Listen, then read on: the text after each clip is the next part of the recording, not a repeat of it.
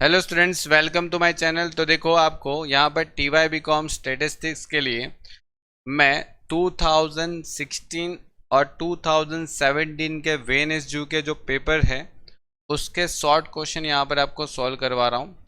ठीक है, तो दो पेपर के करीब 10 क्वेश्चन है। ठीक है, 5 क्वेश्चन एक पेपर में अंदर शॉर्ट क्वेश्चन के हिसाब से पूछते हैं, तो आपको यहाँ पर दो पेपर के शॉर्ट क्वेश्चन यहाँ पर सॉल्व करवा रहा हूँ। ठीक है, अब ये वीडियो आप जब देख रहे हो तब आप फॉर्मूला वाले वीडियो पहले ज़रूर देख लो, ताकि यहाँ पर जो आपको पहचान में आए कि क्वेश्चन कैसे सॉल्व करते, तो वो फॉर्मूला वाले वीडियो में आपको यहाँ पर कॉन्फिडेंस लिमिट कैसे यूज़ करना है वो सब आपको पता होना चाहिए, तभी जाके आप यहाँ पर ये सॉल्व कर सकते हो अच्छे से। ठीक है, तो चलिए 2016 में मार्च अप्रैल 2016 में पूछा हुआ ये जो क्वेश्चन पेपर है, वहाँ पर आपको देखो क्या पूछा।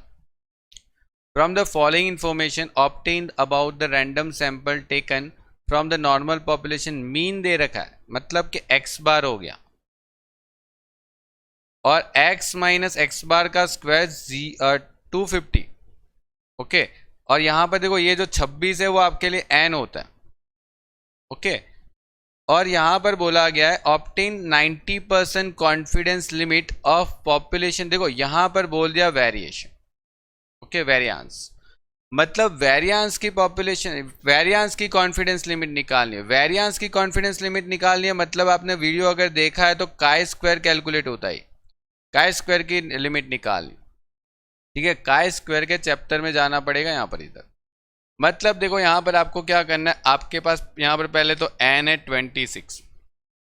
ठीक है, x बार की कोई वैसे ज़रूरत नहीं है, लेकिन देख के रखा है तो कोई बात नहीं, लिख देंगे, ज़रूरत नहीं। फिर यहाँ पर आपको सिग्मा x माइनस एक्स बार का स्क्वायर दे रखा है जो कि है 250, और आपको निकालना है 90% confidence limit for variance. Okay, तो देखो यहाँ पर करना क्या है, मैंने आपको बताया था जब भी वेरियांस की कॉन्फिडेंस लिमिट आती है तो क्वेश्चन बनता है काय स्क्वायर का। अब काय स्क्वायर का क्वेश्चन बनता है मतलब कि देखो कैसे 90% है, तो 90% का मतलब आपको 100 में से 90% माइनस कर दो तो आपका जो अल्फा है वो 10% बन जाता है। 10% का मतलब हो जाता है 0.1। अब आपको यहाँ पर दो डेटा निकालना, एक तो फर्स्ट और दूसरा सेकेंड। ठीक है, और यहाँ पर एक काम करो, साथ साथ में ना डिग्री ऑफ फ्रीडम भी निकाल लो। डिग्री ऑफ फ्रीडम क्या होता है, n-1। ओके, n कितना था, तो क्वेश्चन में n था 26, 26 में से एक माइनस कर दो 25 आ गया। अब यहाँ पर करना क्या है, तो देखो यहाँ पर एक काम ये करना है कि आपको अल्फा में से पहले तो हाफ कर देना, मतलब 0.1 का आधा कर दो तो 0.05 हो जाएगा। और यहाँ पर अल्फा 1 में से अल्फा का हाफ अमाउंट माइनस करना है, मतलब 1 में से आपने ये जो 0.05 लाया ना वो माइनस कर देना, मतलब 0.95 आ जाएगा। ठीक है, मतलब आपको देखो दो परसेंटेज मिले, एक तो 5% मिल गया, एक 95% मिल गया, दोनों मिला के 100% बन जाएंगे। ठीक है, अब यहाँ पर आपको काय स्क्वायर की टेबल में वैल्यू देखनी, किस में देखोगे, पहले 0.05 का आप 25 में देखोगे। ठीक है, और यहाँ पर काय स्क्वायर की टेबल में वैल्यू देखनी है 0.95 का 25 में देखोगे। ठीक है, अब देखो ये कैसे देखते हैं ये भी देख लेते हैं। अब देखो यहाँ पर काय स्क्वायर के टेबल में आपको कैसे देखना है वो देखो। जो देखो काय स्क्वायर के टेबल में आपको यहाँ पर एक तो जाना है, पहले तो डिग्री ऑफ फ्रीडम आपका आया था 25, तो 25 के सामने पहले चले जाओ, 25 को पहले ढूंढ लो। उसके बाद आपको दो लिमिट निकालनी, एक तो 5% की लिमिट निकालनी, तो 5% की लिमिट देखो क्या है यहाँ पर 37.652, मतलब देखो यहाँ पर 37.652 लिख देता हूँ क्योंकि ये 5% की लिमिट है, और मुझे 95% की भी लिमिट चाहिए। तो 95% की लिमिट के लिए देखो यहाँ पर स्टार्टिंग में 95% दिख रहा है। ठीक है, ये रहा देखो, तो यहाँ पर वैल्यू देखो कितनी है 14.611। ओके, तो 14.611 यहाँ पर लिख देंगे 14.611। अब आपको यहाँ पर एक सिंपल सा फॉर्मूला यूज करना, x माइनस एक्स बार का स्क्वायर डिवाइड बाय का स्क्वायर की टेबल वैल्यू 0.05 और 25, और दूसरे में आपको x माइनस एक्स बार का स्क्वायर करना है, और यहाँ पर का स्क्वायर की टेबल वैल्यू जो आपने दो बार निकाली थी ना, एक तो 0.95 पे निकाली और एक तो ये निकाली, मतलब ये जो दो वैल्यू निकाली वो आपको ढूंढनी है पहले तो, और फिर आपको यहाँ पर देखो ये दे के रखा है 250, तो यहाँ पर आपको 250 से यहाँ पर 37652 को डिवाइड करना है, और यहाँ पर 250 से ये 14.611 को डिवाइड करना। अब इतना डिवाइड करोगे तो देखो 250 से डिवाइड करो पहले, ओके, तो 250 से अगर डिवाइड करते हो तो 37.652, मतलब आंसर होगा आपका 6.6397। अगर आप 4 डिजिट लिखो तो 4 डिजिट, और 250 को अगर 14.611 से डिवाइड करो तो यहाँ पर 17.1103, ये आपकी कॉन्फिडेंस लिमिट की वैल्यू आ गई। ठीक है, देखो आपने अगर वहाँ फॉर्मूला वाले वीडियो देखे होंगे तो मैंने वहाँ पर एग्जैक्टली 90% वाला ही समझाया था और यही पूछा है एग्जाम। चलिए तो क्वेश्चन नंबर 2 स्टार्ट करते हैं। देखो क्वेश्चन नंबर 2 के अंदर आपको क्या दे रखा है, पहले उसको पढ़ो। देखो द एसडी मतलब standard deviation of sample size 9, size 9 है, मतलब n इक्वल्स टू 9 हो गया, यानी n1 हो गया 9, और उसका SD कितना है, SD का मतलब हो जाएगा सिर्फ S, ओके, S मतलब 5, और हमें SD दे रखा स्टैंडर्ड डेविएशन सैंपल का। फिर दूसरी लाइन पढ़ो, variance of another random sample size 8 n2 जो है वो 8 हो गया, और यहाँ पर वेरिएंस दे रखा है ना, वेरिएंस दे रखा है, वेरिएंस का मतलब हो जाएगा S का स्क्वायर, यहाँ पर S1 दे रखा है और यहाँ पर S2 में स्क्वायर दे रखा है 64। ठीक है, तो देखो यहाँ पर डेटा देखो, पहला डेटा n और दूसरा डेटा n2, ठीक है, n1 n2, और यहाँ पर S1 दे रखा है और यहाँ पर S2 में स्क्वायर दे रखा है। तो आप एक काम करो, S1 का स्क्वायर निकाल दो 25, ये निकाल दो, आप वेरिएंस निकाल दो, हो सकता है ना 5 का स्क्वायर कर दो, S1 का स्क्वायर मिल जाएगा।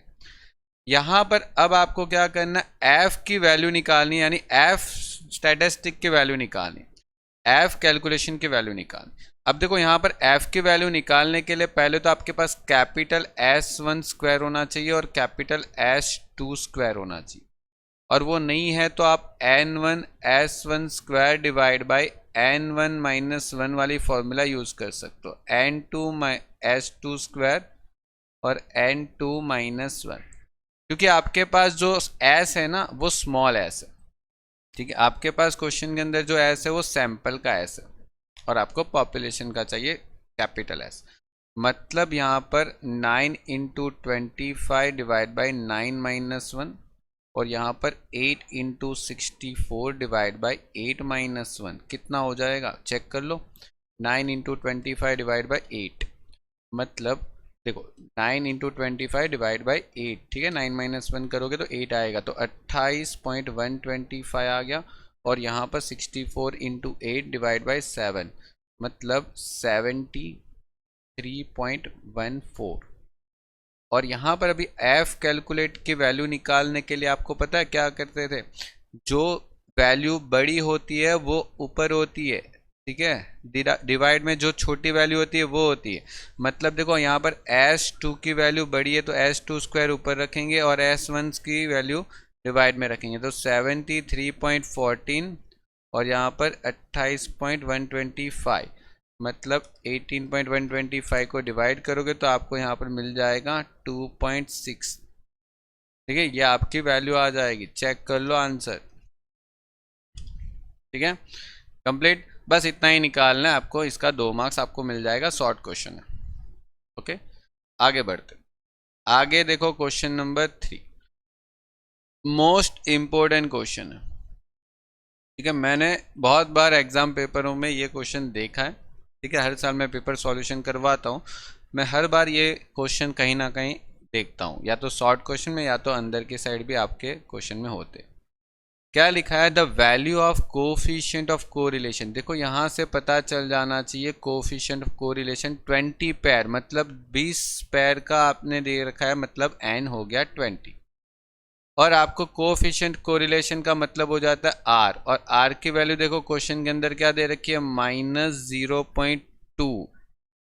ओके, ये रही कोफिशिएंट की वैल्यू यहाँ पर। अब आपको बोला गया can it be said that there is a lack मतलब नो कोरिलेशन इन पॉपुलेशन। देखो क्लियर कट बोल दिया, नो कोरिलेशन इन पॉपुलेशन, मतलब आपका एचओ क्या हो जाएगा कि पॉपुलेशन का कोरिलेशन 0 है, कुछ भी नहीं है।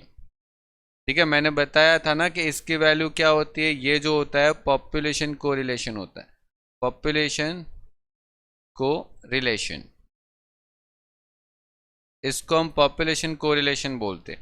और अगर इसके बारे में अगर आपको बोला हो कि नो कोरिलेशन या तो lack of correlation in population, तो मतलब इसकी वैल्यू 0 एज्यूम करके आप क्वेश्चन को आगे जाने दो।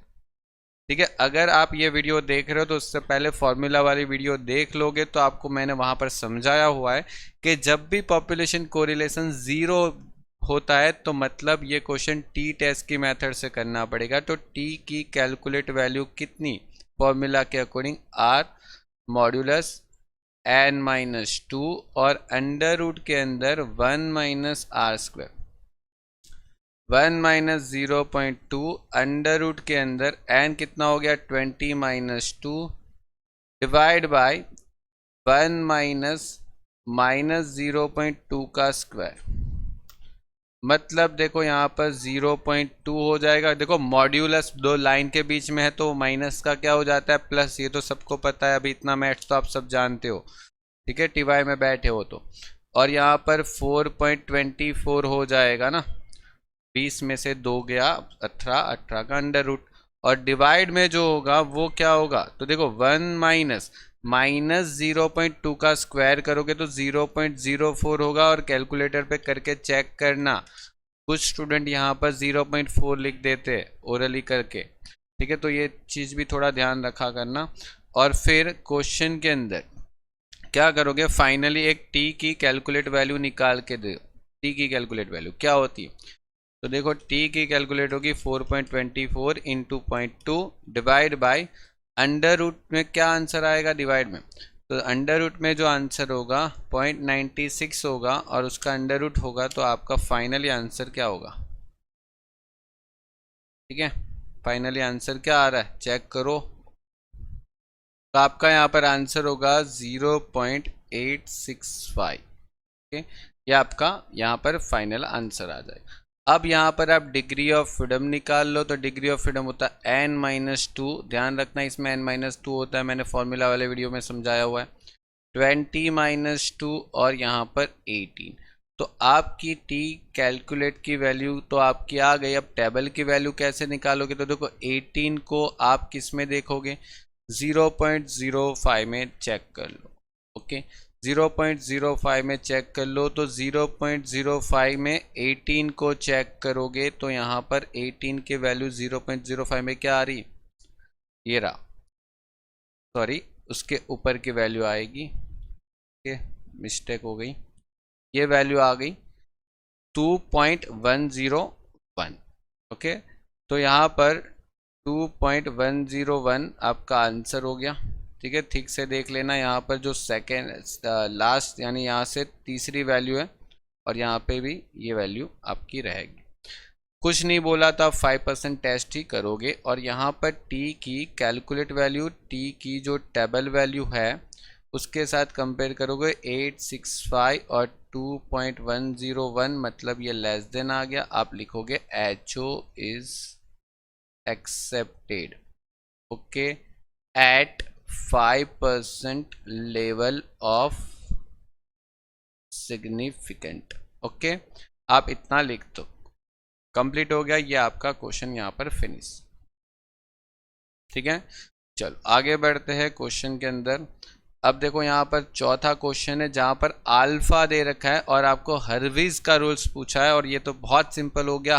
अल्फा मतलब आपको एक तरीके से प्रोबेबिलिटी दे रखी है जो हमेशा आपको मैक्सिमम के सामने रखना है, अल्फा 0.7, और आपका टोटल प्रोबेबिलिटी होता है 1, मतलब यहाँ पर 0.3 आ जाएगा।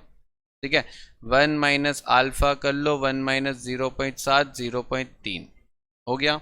अब आप क्या करना है, बस मल्टीप्लाई करना है। तो यहाँ पर A1 की वैल्यू क्या आएगी, तो देखो 40 को आप ये 40 को 0.7 से मल्टीपल करो, ठीक है, प्लस इसको भी 0.3 से मल्टीपल करो, -8 इंटू 0.3। फिर आप A2 की एक्सपेक्टेड वैल्यू निकालो, 50 को 0.7 से मल्टीपल करो और प्लस 6 को भी 0.3 से मल्टीपल, और A3 को निकालो तो 60 को 0.7 से मल्टीपल करो और प्लस 4 को भी 0.3 से मल्टीपल करो। ठीक है, और यहाँ पर मल्टीप्लाई करोगे तो आंसर क्या आ सकता है, तो चेक कर लो, आपका यहाँ पे आंसर होगा 30.4।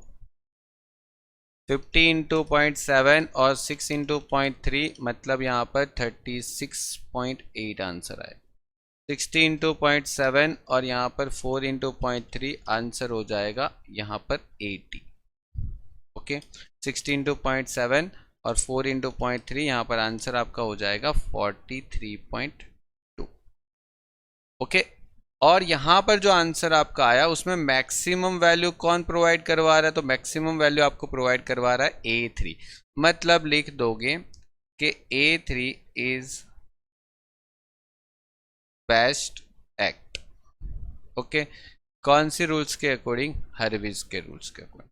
क्वेश्चन कंप्लीट हो गया, 2 मार्क्स का क्वेश्चन था। आपको कुछ नहीं करना, बस आपको A1 A2 A3 को प्रोबेबिलिटी से मल्टीपल कर देना और उसको टोटल करना है। आगे बढ़ते हैं। अब आगे देखो यहां पर क्या पूछा है, an investor would like to invest 2 lakhs in one of the 3 option. Okay, one of the 3 option, यानी एक इन्वेस्टर जो है, जैसे आप लोग को ही ले लो, चलो आप लोग को मानो 2 लाख रुपए कहीं पे इन्वेस्ट करने। अब 2 लाख इन्वेस्ट करने, लेकिन आपके पास 3 ऑप्शन है। कौन से ऑप्शन है, तो देखो 3 ऑप्शन आपके पास ये है। एक तो जमीन में इन्वेस्ट करो, लैंड में, एक तो गोल्ड खरीद लो, सोना खरीद लो, या तो MCX में इन्वेस्ट कर दो। ठीक है, म्यूचुअल फंड वगैरह में इन्वेस्ट कर दो आप। तो यहाँ पर आपके पास 3 ऑप्शन है। अब आपको पैसे कहीं एक पे इन्वेस्ट करना है, ठीक है, तीनों 3 पे नहीं करना है। ठीक है, क्योंकि यहाँ पर बोला है वन ऑफ द 3 ऑप्शन, उसको एक ही जगह पर पैसे इन्वेस्ट करना है 3 में से। कंफ्यूज है बेचारा, क्या करे, किस में इन्वेस्ट करे। तो यहाँ पर बोला गया द कंडीशनल पे ऑफ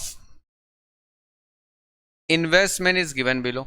ओके, आपको कुछ पे ऑफ दे रहेगा। पे ऑफ मतलब अगर वो इसमें इन्वेस्ट करेगा तो इतना प्रॉफिट होगा, ठीक है, लैंड में इन्वेस्ट करेगा तो कितना प्रॉफिट होगा, गोल्ड में इन्वेस्ट करेगा तो कितना प्रॉफिट होगा, म्यूचुअल फंड इन्वेस्ट करे तो कितना प्रॉफिट होगा। ये सब आपको क्वेश्चन में नीचे दे रखा है। देखो यहाँ पर दे रखा है कि अगर मार्केट अगर एक्सेलरेट मतलब मार्केट एकदम हाई चला जाए तो उसको फायदा कहाँ पर हो जाए। ठीक है, मार्केट अगर मीडियम चला जाए और मार्केट अगर स्लो हो जाए तो कहाँ पर कितना फायदा होगा, वो आपको यहाँ पर देख के रखा है।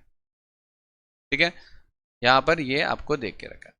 अब यहाँ पर आपको लाप्लास का रूल्स निकालना, लाप्लास का रूल्स के अकॉर्डिंग डिसीजन देना। अब देखो यहाँ पर जब भी लाप्लास का रूल्स आए ना, तो मेरी एक बात को ध्यान रखना, लाप्लास रूल्स आपको करना है ना। देखो मेरी एक बात को यहाँ पर ध्यान रखना कि लाप्लास के रूल्स में आपको ये देखना है कि नंबर ऑफ इवेंट कितने। ओके, नंबर ऑफ इवेंट, देखो कितने इवेंट, इवेंट किसको बोलते हैं पता है, आपके पास ऑप्शन के सामने जो होगा ना वो इवेंट होगा। जैसे यहाँ पर ऑप्शन है, ये ऑप्शन, तो उसके सामने जो ग्रोथ है ना वो एक्सेलरेट, जैसे कि हाई, मीडियम और स्लो, वो आपके पास क्या हो गया, इवेंट हो गया, मतलब 3 इवेंट। तो यहाँ पर लिख देंगे probability of each event is 1/3। ठीक है, आपके पास 3 इवेंट है तो हर इवेंट की प्रोबेबिलिटी क्या हो जाएगी, 1/3, जितने भी इवेंट है। ठीक है, 3 इवेंट है, सबकी प्रोबेबिलिटी 1/3, 1/3 और 1/3 इक्वल। मतलब मैं यहाँ पर अगर प्रोबेबिलिटी लिख दूँ तो इसकी प्रोबेबिलिटी 1/3 रह जाएगी, इसकी प्रोबेबिलिटी 1/3 रह जाएगी और इसकी भी प्रोबेबिलिटी 1/3 रह जाएगी। तीनों इवेंट की प्रोबेबिलिटी 1/3 रहेगी। अब आपको यहाँ पर EMV फाइंड करना है, EMV। ओके, EMV और यहाँ पर भी EMV फाइंड। अब EMV किसका फाइंड करोगे? पहले तो आपके पास एक ऑप्शन है लैंड, दूसरा ऑप्शन है गोल्ड और तीसरा ऑप्शन है MCX। ओके, अब आप यहाँ पर करोगे क्या? तो देखो ध्यान से, पहली जो अमाउंट है ना, इन सबको आपको अपनी प्रोबेबिलिटी से मल्टीपल, इसके साथ मल्टीपल करना है, कुछ नहीं करना। और जैसे कि 10,000 को आप 1/3 कर दो, प्लस 5,000 को भी 1/3 कर दो और प्लस 3,000 को भी 1/3 कर दो। ठीक है, मतलब देखो आप ऐसा करोगे, उससे बेहतर एक काम है, टोटल कर लो इन सब का। ठीक है, जैसे कि 10,000, 5,000 और 3,000 का टोटल क्या हो जाएगा? 18,000 हो रहा है। ठीक है, 18,000 को 3 से डिवाइड कर लो, आपका आंसर उतना ही आएगा जितना आपका आना चाहिए था। ठीक है, यहाँ पर 18,000 को अगर आप 3 से डिवाइड करते हो तो आपको यहाँ पर 6,000 का आंसर मिलेगा। सेम होगा आंसर। देखो, बट लिखने के लिए ऐसा लिखना पड़ेगा ना एग्जाम में। ठीक है, सीधा ऐसा टोटल करके डिवाइड 3 करके आ थोड़ी सकते हम। ठीक है, हमें तो ऐसा लिखना है प्रेजेंटेशन के तौर पे। अब देखो यहाँ पर बात करते तो सब में लॉस ही हो रहा है वैसे तो। 9,000 इंटू 1/3 प्लस माइनस 4,000 इंटू 1/3 और प्लस माइनस 2,000 इंटू 1/3। देखो यहाँ पर तो सब जगह लॉस ही हो रहा है। ठीक है, 9, 4, 2 सब में लॉस ही हो रहा है। मतलब यहाँ पर 15,000 का टोटल लॉस आ रहा है, तो 15,000 को डिवाइड बाय 3 कर दो, मतलब आपका आंसर -5,000 का एवरेज आपको लॉस हो रहा है यहाँ पर। और यहाँ पर MCX की बात करें तो देखो 6,000 इंटू 1/3 प्लस यहाँ पर 3,000 इंटू 1/3 प्लस यहाँ पर 3,000 इंटू 1/3 हो गया। तो देखो टोटल करके भी काम कर सकते हो, 6 + 3 + 3 मतलब ये 12 हो गया। 12,000 को अगर आप 3 से डिवाइड करते हो तो आपका आंसर होगा 4,000। अब यहाँ पर कौन सी वैल्यू आपको ज़्यादा प्रॉफिटेबल लग रही है? तो मुझे तो लग रहा है कि भाई लैंड में पैसे इन्वेस्ट करना बेटर है। ठीक है, तो यहाँ पर लिखेंगे option of land is best to invest 2 lakhs for investor. Okay, land option जो है ना वो बेस्ट है उसके लिए, क्योंकि उसमें उसको एवरेज ज़्यादा पैसा मिल रहा है 6,000। उसमें तो गोल्ड में तो लॉस जा रहा है, उसमें तो 4,000 का ही फ़ायदा हो रहा है। तो सबसे ज़्यादा फ़ायदा यहाँ पर हो रहा है, तो मैक्सिमम जहाँ पे फ़ायदा हो रहा है आप वहीं पे पैसे लगाओगे ना। कंप्लीट हो गया, सिंपल क्वेश्चन था। आगे बढ़ते, 2 मार्क्स का क्वेश्चन कंप्लीट हो गया। और यहाँ पर देखो अभी 2017 के शॉर्ट क्वेश्चन आ गए। ठीक है, 2017 में मार्च में पूछे हुए शॉर्ट क्वेश्चन। यहाँ पर बोला गया in a random sample 100 student 60 student are taking a tea and rest are taking coffee. Simple सा स्टूडेंट क्वेश्चन है। देखो आपको क्या बोला गया, 100 स्टूडेंट में से 60 स्टूडेंट ऐसे थे जो चाय पीते थे। ठीक है, और बाकी को कॉफ़ी पसंद थी। ठीक है, टी और कॉफ़ी। 60 स्टूडेंट अगर चाय पी रहे 100 में से, तो बाकी चाय पीने वाले स्टूडेंट आपको दे रखे, मतलब कॉफ़ी पीने वाले स्टूडेंट 40 हो जाएंगे। तो ये आपकी FO हो गई, मतलब ऑब्जर्व फ्रीक्वेंसी हो गई। आपको बता दिया कि भाई 100 में से हमारे पास 60 स्टूडेंट तो ऐसे हैं जो चाय पी रहे हैं, बाकी के स्टूडेंट क्या कर रहे हैं? कॉफ़ी पी रहे हैं। अब उसके आगे की बात करते हैं। Then compute the appropriate value of statistics to test the hypothesis that। Hypothesis को क्या टेस्ट करना है? देखो आपको सिर्फ स्टैटिस्टिक का टी की वैल्यू यानी स्टैटिस्टिक्स निकालना है। टी का स्टैटिस्टिक्स निकालना है, आपको कौन सी वैल्यू अप्रोप्रिएट लग रही है देखो वो चेक करना है। यहाँ पर ध्यान देना, क्वेश्चन अच्छा है। यहाँ पर आपको बोला गया अप्रोप्रिएट वैल्यू। ओके, किसकी? तो देखो आपको टी टेस्ट भी है, काई स्क्वायर टेस्ट भी है, आपको एफ टेस्ट भी है, ठीक है, फिर जेड टेस्ट भी है, एनोवा भी है। पता कैसे चलेगा कि कौन सा स्टैटिस्टिक्स निकालना है? ठीक है, T F Z chi square. तो यहाँ पर आपको यही बोला है टेस्ट द हाइपोथेसिस, हाइपोथेसिस से पता चलेगा कि कौन सा क्वेश्चन। देखो यहाँ पर क्या लिखा है, द प्रपोर्शन। अब देखो जब भी क्वेश्चन में प्रपोर्शन प्रपोर्शन प्रपोर्शन प्रपोर्शन की बात बोल देना तो समझ जाना that is chi square test. Okay, chi square test समझ जाना। Proportion of tea and coffee among the students are equal, equal proportion में है। जब भी प्रपोर्शन क्वेश्चन में दे दिया तो समझ जाओ यहाँ पर काई स्क्वायर की वैल्यू निकालनी पड़ेगी। मतलब देखो यहाँ पर प्रपोर्शन इक्वल है, इक्वल का मतलब क्या हो जाएगा, इसका भी इक्वल चांसेस है और इसका भी इक्वल चांसेस। इक्वल का मतलब क्या हो जाएगा 0.5 और 0.5, ठीक है। इक्वल चांसेस का मतलब क्या हो जाएगा 0.5 और 0.5, दोनों की संभावना जो है वो इक्वल हो गई। अब यहाँ पर आप एफ ई निकाल सकते हो कैसे, तो ये जो 100 है उसको 0.5 से मल्टीपल कर लो तो यहाँ पर आपका आंसर 50 आ जाएगा, यहाँ पर आपका आंसर 50 आ जाएगा, मतलब 100, ठीक है। ये 100 को 50 से मल्टीपल कर लो, 100 को 0.5 से मल्टीपल कर लो, 100 को 0.5 से मल्टीपल कर लो, आपका आंसर आ गया 50 50, ठीक है। आपका यहाँ पर आंसर कंप्लीट हो गया। अब क्या करोगे, तो अब आपको करना है एफ ओ में से एफ ई माइनस करके उसका स्क्वायर और डिवाइड बाय एफ ई,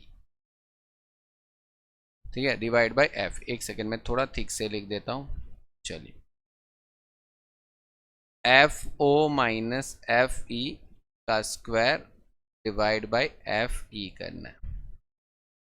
मतलब देखो ये 60 जो है ना उसमें से पहले 50 माइनस करो तो आएगा 10, 10 का स्क्वायर करोगे तो आपको पता है 100 हो जाएगा और फिर वापस 50 से डिवाइड कर लो तो मतलब आपका आंसर हो जाएगा 2।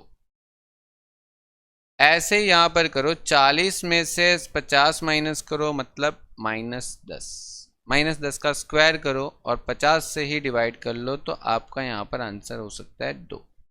ये आपका आंसर आ गया काई स्क्वायर की कैलकुलेट वैल्यू का 4। यही तो आपको पूछा था कि appropriate value of statistics find करो to test the hypothesis the proportion of the tea and coffee among the students is equal.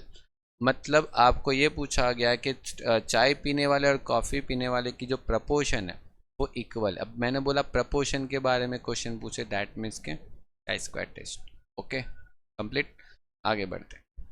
यहाँ पर एक और क्वेश्चन है, बहुत सिंपल क्वेश्चन है। देखो यहाँ पर average of the sample size 10, अच्छा n बराबर 10 दे रखा। Okay, average of sample size, average मतलब कि x बार हो गया और x बार की वैल्यू देखो उसने यहाँ पर दे रखी, मतलब x बार जो है वो आपका 50 है। अब 95% confidence limit for the population mean है। अब देखो अगर आपने, मैंने कॉन्फिडेंस लिमिट वाला जो वीडियो बनाया था अगर देखा होगा तो वहाँ पर मैंने समझाया अगर मीन की कॉन्फिडेंस लिमिट होती है दैट मीन्स क्वेश्चन बनेगा टी टेस्ट का, ठीक है, क्वेश्चन बनेगा टी टेस्ट का। मतलब यहाँ पर आपको बोला है 95% confidence limit for population mean 43.214 to 56786। मतलब देखो क्वेश्चन में पॉपुलेशन मीन का आंसर भी दे रखा है, तो निकालना क्या है, निकालना क्या है, देखो ये वेरिएंस निकालना है, ठीक है, ये फाइंड करना है। कैसे फाइंड करेंगे चलिए वो भी देख लेते हैं। तो डिग्री ऑफ फ्रीडम का मतलब हो जाता है n-1, पहले ये निकालना है। मैंने आपको कॉन्फिडेंस लिमिट का वीडियो दिया है, उसमें जाके देखो, मैंने इसके स्टेप बताए हुए, ठीक है। अगर लिखे हैं तो बुक्स में से देखो और चेक करो मैंने जो लिखा था उसके अकॉर्डिंग कैलकुलेशन हो रही कि नहीं हो रही। ये आपका हो गया आंसर डिग्री ऑफ फ्रीडम का। अब डिग्री ऑफ फ्रीडम का आंसर 9 आया, तो डिग्री ऑफ फ्रीडम, अब देखो यहाँ पर 95% लिमिट निकाल रहे, तो आपको टी की टेबल वैल्यू कितने परसेंट में देखनी है, तो 9 का 0.05 में देखना। मैंने बोला था अगर 95% लिमिट निकालने तो आप 5% की वैल्यू निकालोगे ना, मैंने ऐसा आपको लिख के दिया है टी टेस्ट के अंदर। मतलब 5% देखो यहाँ पर आपको 5% ये रहा और 9 यहाँ पर आपके पास ये रहा। 9 और 5% मतलब ये रहा आपकी वैल्यू 2.262। क्या आया? 2.262 हो गया। अब देखो यहाँ पर क्या करना है आपको, काइस एक्स इसकी फॉर्मूला उपयोग करनी है, एक्स बार टी की टेबल वैल्यू और इंटू एस डिवाइड बाय क्या होगा, अंडर रूट के अंदर n-1। ठीक है। अब देखो एक्स बार की वैल्यू क्वेश्चन में है, यस बिल्कुल है, 50 है, 50 आ गया। ठीक है। फिर आपको प्लस माइनस यहाँ पर टी टेबल की वैल्यू ये रही 2.262 इंटू एस नहीं है अपने पास, और डिवाइड बाय करोगे तो 10 में से 1 गया मतलब 9, n है आपके पास, हाँ ये रहा। यहाँ पर अगर वैल्यू निकालोगे 50 प्लस माइनस, अब देखो 2.262 और यहाँ पर अगर आप s लिखते हो, ठीक है, ये s है तो मैं थोड़ा डार्क करता हूँ ताकि आपको 5 जैसा ना दिखे, और यहाँ पर डिवाइड में होगा 3। ठीक है। 10 का 1 में से 10 माइनस 1 मतलब अंडर रूट करोगे तो 3 हो जाएगा 9 का। अब देखो यहाँ पर कोई भी एक वैल्यू आप यूज कर सकते हो, जैसे ये वैल्यू है वो लोअर लिमिट की है और ये जो है वो अपनी अपर लिमिट की। आप कोई भी एक वैल्यू को यूज कर लो, जैसे कि आपके पास है लोअर लिमिट तो 43.214 इक्वल्स टू 50 माइनस, ठीक है माइनस होता है तो यहाँ पर 2.262 s डिवाइड बाई 3। और अगर आपको चाहो तो आप ऐसा भी यूज कर सकते हो अपर लिमिट के, जैसे 56.786 equals to 50 plus 2.262 s divide by 3। ठीक है, ये s है, ध्यान रखना। मैं थोड़ा डार्क करता हूं ताकि आपको 5 ना लगे। उसके बाद आपको करना है यहाँ पर 43.214 माइनस 50 इक्वल्स टू क्या हो जाएगा, माइनस 2.262 डिवाइड बाई 3s।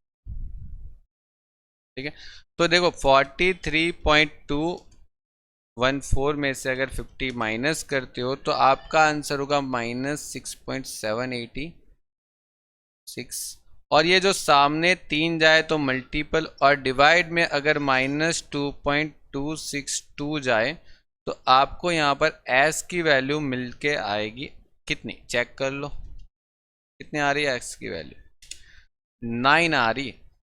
ठीक है, s की वैल्यू कितनी आ रही है, 9 आ रही है। और आपको s की वैल्यू थोड़ी पता लगानी थी, आपको तो देखो s की वैल्यू नहीं पता लगानी थी, वेरिएंस का मतलब हो जाएगा s का स्क्वायर।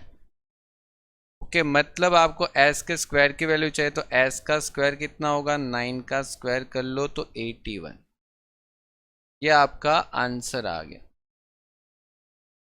ठीक है, अब देखो यहाँ पे आप इसकी कैलकुलेशन भी करते हो ना, ये भी आप कर सकते हो, कोई प्रॉब्लम नहीं, आपका आंसर 9 ही आने वाला। तो कोई भी एक मेथड से कर लो ना, आप या तो लोअर लिमिट से आंसर निकाल लो या तो अपर लिमिट से आंसर निकाल लो, दोनों वैलिड है, कोई प्रॉब्लम नहीं है, आपका आंसर तो 9 ही आना है। ठीक है, कोई दोनों कैलकुलेशन करने की कोई इतनी रिक्वायरमेंट नहीं है।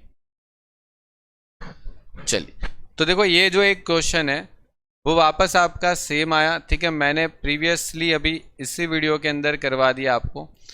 Coefficient of correlation random sample size जो है वो आपके पास 20 पैर है, और उसका जो ऑब्जर्वेशन है वो 0.20 है माइनस, मतलब कि आपको n दे रखा है 20 और r दे रखा है -0.20, और आपको बोला गया है कि कोरिलेशन कोएफिशिएंट निकालो। ठीक है, बट बोला गया लैक ऑफ कोरिलेशन कोएफिशिएंट। ठीक है, there is a lack of correlation coefficient in population, मतलब कि आपका जो पॉपुलेशन कोएफिशिएंट कोरिलेशन है रो वो आपका 0 है।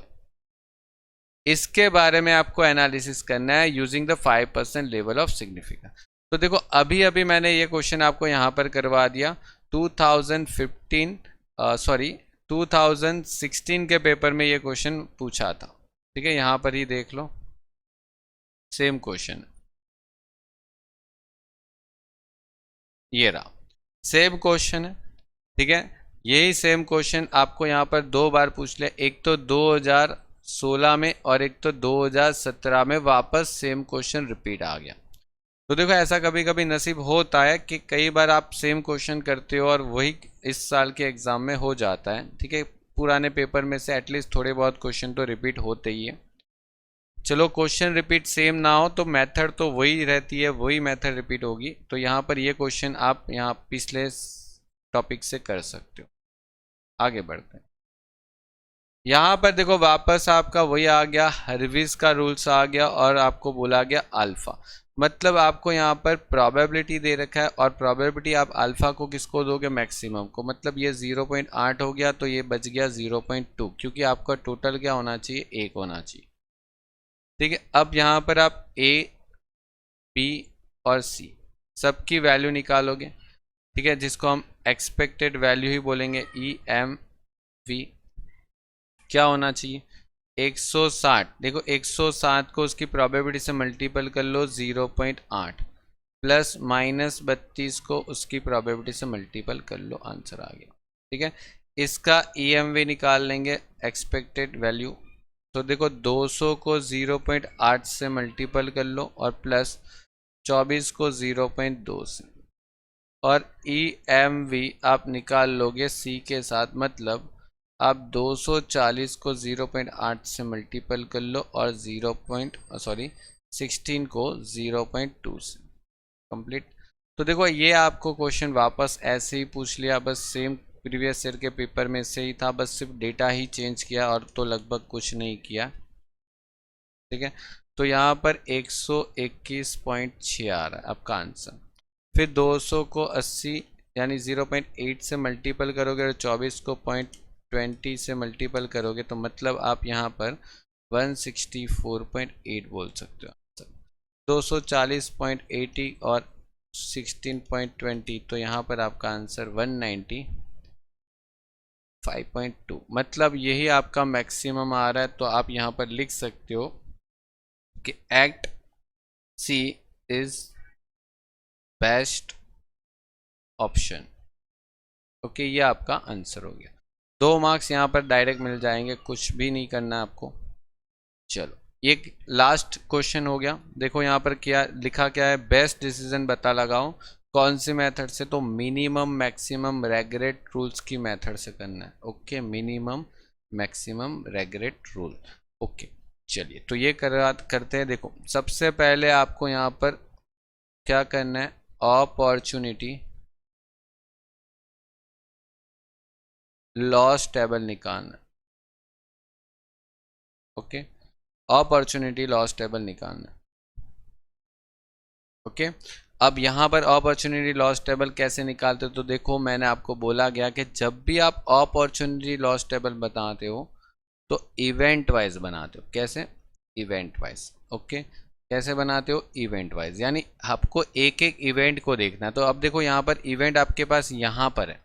ठीक है, इवेंट कहाँ पर है, ये आपके पास इवेंट है और यहाँ पर आपके पास एक्ट है। तो आप क्या कर लो, एक काम करो, आप यहाँ से एक्ट को ऐसे लिख दो A1 A2 और A3, और इवेंट को आप ऐसे लिख दो E1 E2 और E3। ठीक है, अब क्या करोगे, आप इवेंट वाइज देखो, तो आप हर एक इवेंट वाइज देखो। तो यहाँ पर देखो इवेंट वाइज देखोगे तो क्वेश्चन के अंदर इवेंट के अंदर सबसे ज्यादा कौन वैल्यू देके जा रहा है, 120।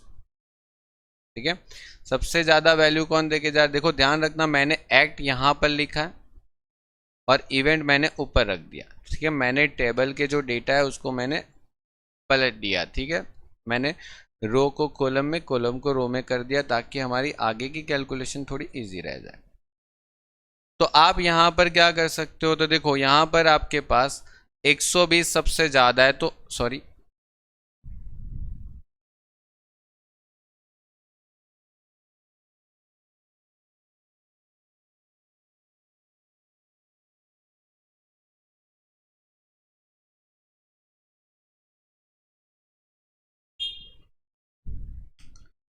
चलिए तो क्वेश्चन नंबर 5 कंप्लीट करते हैं। देखो यहाँ पर क्या पूछा है, state the best decision by minimum maximum regret rules for the following पे ऑफ मैट्रिक्स। आपको मिनिमम मैक्सिमम रेगरेट रूल्स के हिसाब से काम करना है, ठीक है। तो देखो यहाँ पर आपको सबसे पहले क्या करना है, आपको यहाँ पर अपॉर्चुनिटी लॉस टेबल बना देना, ओके। अब ये कैसे बनाते हो, तो ध्यान से, अपॉर्चुनिटी लॉस टेबल कैसे बनाते, तो इवेंट वाइज बनाते, इवेंट वाइज। आपको इवेंट वाइज देखना है। अब देखो यहाँ पर आपके पास एक्ट यहाँ पर है, तो एक्ट A1 A2 और A3, और आपके पास यहाँ पर इवेंट कौन से है, तो देखो E1 हो गया, E2 हो गया और E3 हो गया। अब इवेंट में देखो कि आपके पास पहली इवेंट अगर पहली इवेंट हो तो उसमें कौन सा पैसा ज़्यादा दिला रहा है, कौन सा एक ज़्यादा पैसा दिला रहा है, तो यहाँ पर 210 ज़्यादा दिला रहा है। तो 210 को वहाँ पर 0 कर दो और 210 में से आप 120 माइनस कर दो तो 90 आ जाएगा यहाँ पर। और 210 में से अगर आप 30 को माइनस कर दो तो 180 आ जाएगा। मैं डायरेक्ट करवा रहा हूँ, ठीक है। अभी अपना पास इतना टाइम नहीं है तो हम डायरेक्ट कर रहे हैं। समझ में आ गया होगा अगर आपने प्रीवियसली वीडियो सारे देखे तो। अब यहाँ पर ये जो अमाउंट है वो आपको यहाँ पर देखना है कि यहाँ पर बेस्ट ऑप्शन कौन सा है, तो यहाँ पर भी वही ऑप्शन बेस्ट है। तो आप उसको 0 करके बाकी सब में कितना नुकसान होगा वो निकाल लो। तो यहाँ पर आप 90 और यहाँ पर अगर आप 240 में से 60 को लेस कर दो तो 180 आ गया। और तीसरा इवेंट देखोगे तो तीसरे इवेंट में भी सबसे बेस्ट कौन सा है, तो लास्ट वाला ऑप्शन ही है। तो वहाँ पर 0 कर दो तो 270 में से 180 माइनस करोगे तो 90 आ जाएगा। और यहाँ पर 270 में से अगर 90 माइनस करो तो 180 आ जाएगा, ठीक है। अब आप यहाँ पर करोगे तो क्या, तो यहाँ पर ये देखना है कि हमें कौन सी मेथड फॉलो करनी है, मिनिमम और मैक्सिमम। तो पहले पीछे से शुरुआत करेंगे कि यहाँ पर हमें ये निकालना है कि मैक्सिमम कौन। तो देखो सबसे ज़्यादा ये देखना है कि सबसे ज़्यादा लॉस कौन करवा रहा है, मैक्सिमम। यहाँ पर सबसे ज़्यादा लॉस कौन करवा रहा है, तो यहाँ पर सबसे ज़्यादा देखो सब में अमाउंट तो सेम आ रही है 180, यहाँ पर सब में 90 आ रहा है, यहाँ पर किसी में ज़्यादा अमाउंट आ ही नहीं रही, सब में एक जैसी अमाउंट आ रही, ठीक है। तो यहाँ पर आप ये देखो कि पहला एक्ट में कितना लॉस हो रहा है ज़्यादा से ज़्यादा, दूसरे एक्ट में ज़्यादा से ज़्यादा कितना लॉस हो रहा है, तीसरे एक्ट में ज़्यादा से ज़्यादा कितना लॉस हो रहा है। और फिर यहाँ से डिसाइड कर लो कि कौन सा मिनिमम है, क्योंकि यहाँ पर आपको मिनिमम अभी देखना है कि मिनिमम कौन सा है।